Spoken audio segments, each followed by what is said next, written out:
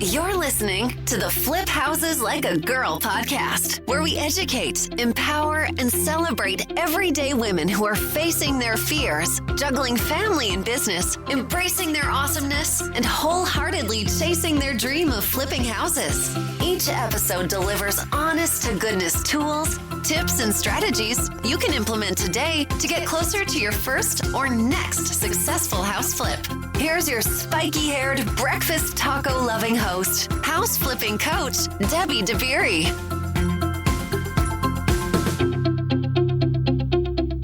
How's it going? Thanks for hanging out with me on this little episode we've got here.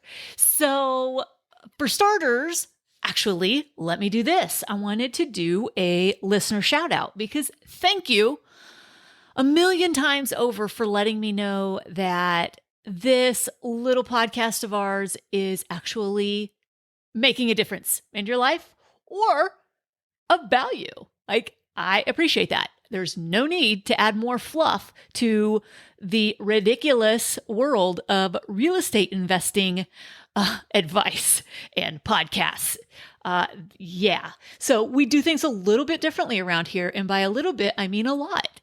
Our conversations here are more in tune with mindset and who we are as people and how we are showing up in the world and being mindful of those little eyes that are watching us, because it's not just about the steps.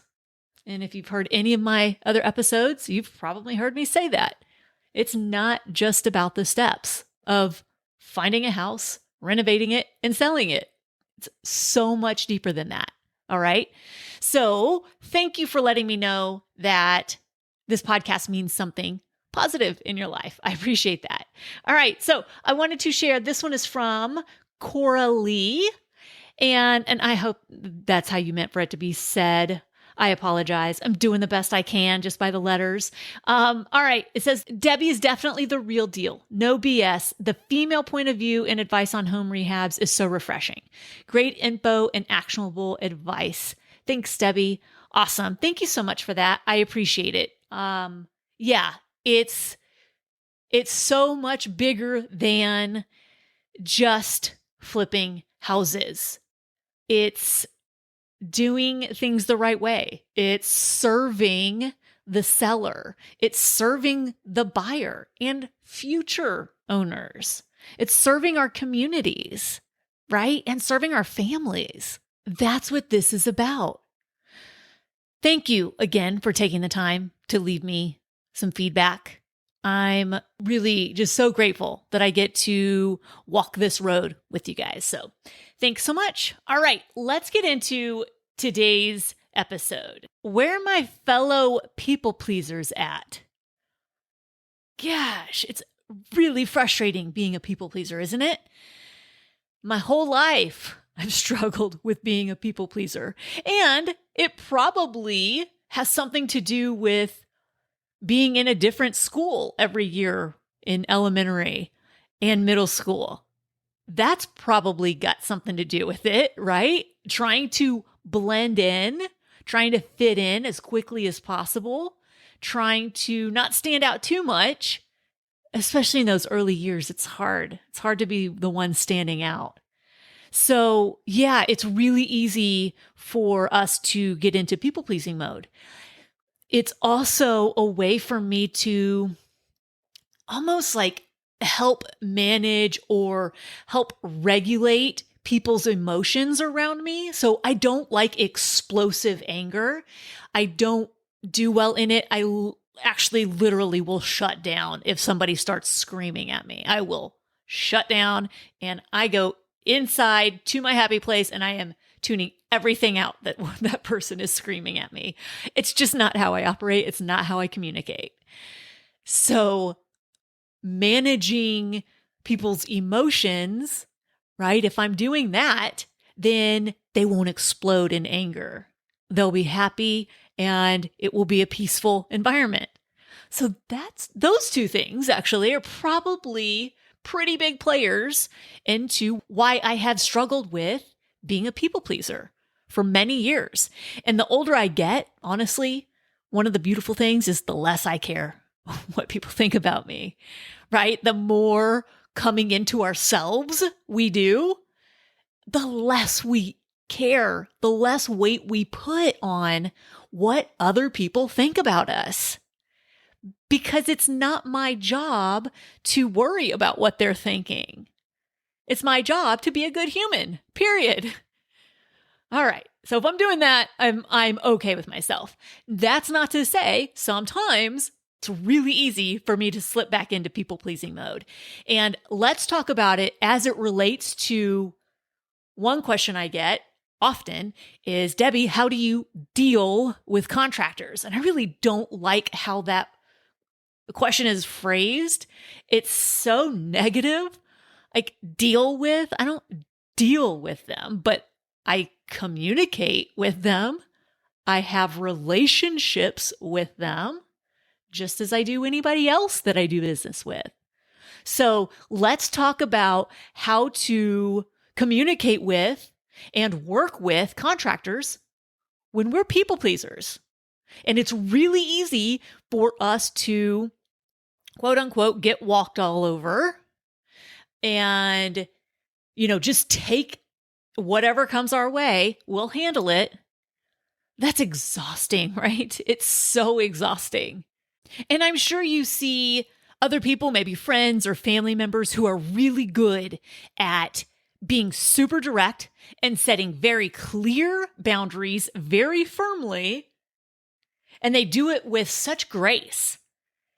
And maybe when you try, maybe you're like me, and you kind of fumble all over the place and you walk away thinking, well, that didn't go the way I envisioned it going at all, right?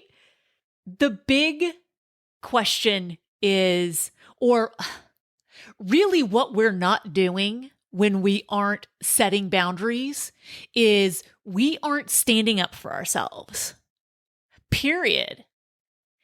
And it took me probably 4 years, because it was 2012 when I finally put on my big girl pants and started standing up for myself in this REI space. Because up until then, honestly, my projects were pretty easy. My contractors were easy. Like, it was just easy and no real major hiccups. But then, of course, I did all the things wrong. And a lot of my teachings to my students come from this one house that I just did so many things wrong on. And I learned so much on it. And the big thing that I learned on that one was standing up for myself. And we can do that in multiple ways. First of all, by using our voices, right? And then also by having very clear contracts that contractors sign. Everything is super explicit, over-communicated, very clear what is expected and what the consequences are if those expectations aren't met, right? And it's not being a jerk. I'm still really easy to work with. I pay people on time. I have fun. I bring them treats. It doesn't have to be a combative thing. Just be really clear in your contracts. Because here's the thing, those contracts protect them too. It's not a one-sided contract. So maybe you're the type of person who doesn't say no very often, right? You go to parties you don't want to go to.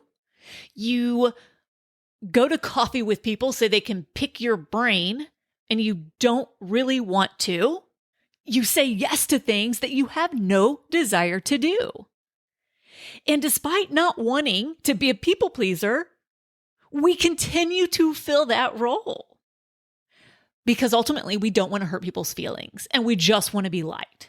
So as people pleasers, we think that by setting boundaries and saying no to people and standing up for ourselves is rude or disrespectful, when really you're only disrespecting yourself when you're not doing those things, when you aren't taking care of you. Look, I know that it's hard to stick up for yourself sometimes. So communicating your boundaries with yourself, for starters, and then with others is how we can make sure that that people-pleasing side of us, which, look, I think it serves a really great purpose. I really do. But when it makes us not stand up for ourselves, or it makes us lose money because we let a project go on, or it makes us spend time doing things we don't want to do, that's problematic. All right. So I love to give practical steps and things to do. So here are the 4 steps you need to take to set better boundaries with contractors. All right. Number 1, you have got to get crystal clear on your priorities of the project. Okay. So internally with yourself, meeting with your team, whatever it is, you've got to get crystal clear on the priorities of the project. Okay. Usually those are stay on time, stay on budget, and do quality work. Like, those are 3 priorities that I take to every single job site, right? So if those are the 3 priorities that I'm working from, then great. I've got some sort of framework. Now, your priorities might be different.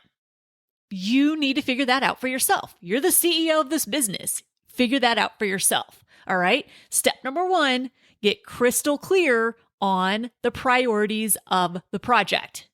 Number 2, communicate what you will and will not tolerate. And you do so in writing, okay? So in the contract that you have your contractor sign, surely you're doing this. You're not just signing their contract, right? That reminds me, I literally just had a call this morning with a student who was raving because I share all of my business documents with my students, right? So one of those things is a contract that we use with the contractors that we work with. And she was ecstatic because that contract literally just saved her thousands of dollars. So use a contract and make it a good one, okay? In that contract, you are communicating what you will and will not tolerate. Can they smoke on the job site? Can they smoke inside the house? Can they bring visitors to the project? Can they let random strangers who pop by come through? How are materials handled? Where are materials stored? What is the project completion deadline we are working from? What is the payment plan? Which aspects of the job are supposed to be completed when? Over communicate. Put it in the contract, okay?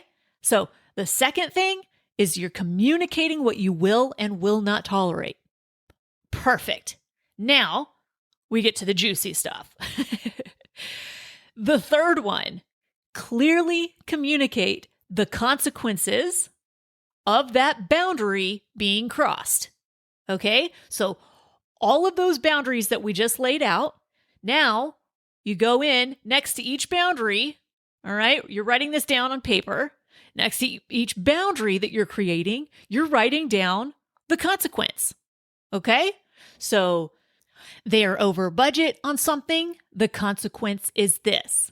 They are over the project deadline. The consequence is this, etc. Okay? So go through each of your boundaries and clearly communicate a consequence.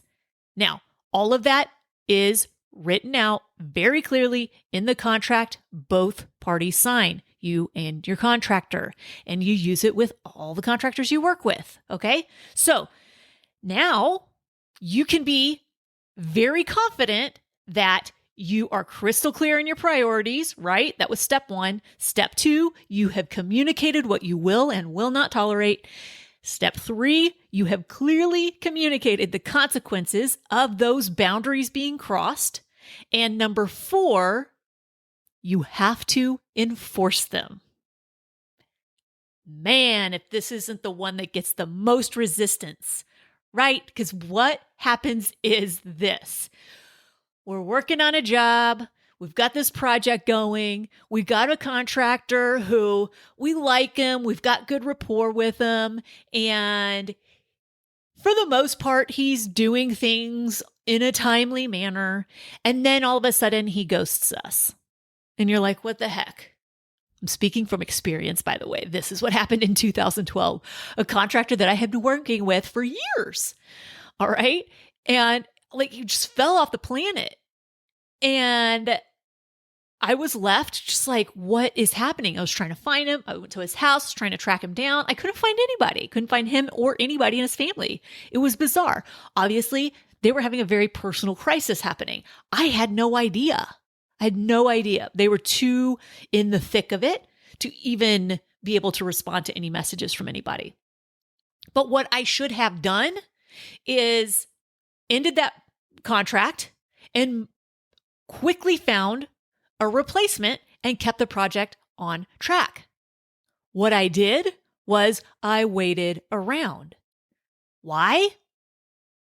It seemed easier at the time. At the time, it made perfect sense to me that I didn't want to go through the hassle of reaching out to other contractors, having them come out to my project, meeting with them, getting them up to speed. I mean, we were halfway through. It's hard to bring somebody new into a project that has already been going, right? It's hard to do that. It's hard for them to do that, and it's hard for you to do that as well. Well, it was hard for me to do that. So I sat on it and I was like, yeah, I'll just wait because I'd rather just wait than have to go through the hassle and bring somebody else on, go through the learning curve of working together, yada, yada. So what I did was I shot myself in the foot, basically. I ended up costing myself 2 or 3 months of carrying costs and stress because I didn't enforce what the boundary was. I didn't enforce the consequence of not showing up to work and missing timelines. I didn't enforce it. I didn't stand up for myself. That's the worst part, is when I look back and I think, man, I feel shame around not freaking standing up for myself. That seems so dumb that I didn't think, God, this is my money. Well, guess what? That was the project that I came out of that thing, and my priorities were very clear. My livelihood and the livelihood of my son, period. So you mess with me, you mess with my finances, I'm going to have a problem with that, and I'm going to stand up for myself. It took that project to get me to that place. So hopefully you can avoid going through some of that pain by following those 4 steps. Again, getting crystal clear on your priorities, number 1. Number 2, communicating what you will and will not tolerate. You're doing that in your contract. Number 3, you're clearly communicating the consequences of those boundaries being broken or crossed. You're doing that in your contract. And number 4, you are enforcing those consequences. All right. That, my friends, is how we work with contractors as people pleasers. All right. Now go put that into action. All right. Thanks so much for hanging out with me today. Hey, if you want to get on the wait list for the next openings for my coaching program, go to firstflipdoneright.com. Again, that's firstflipdoneright.com and join the wait list.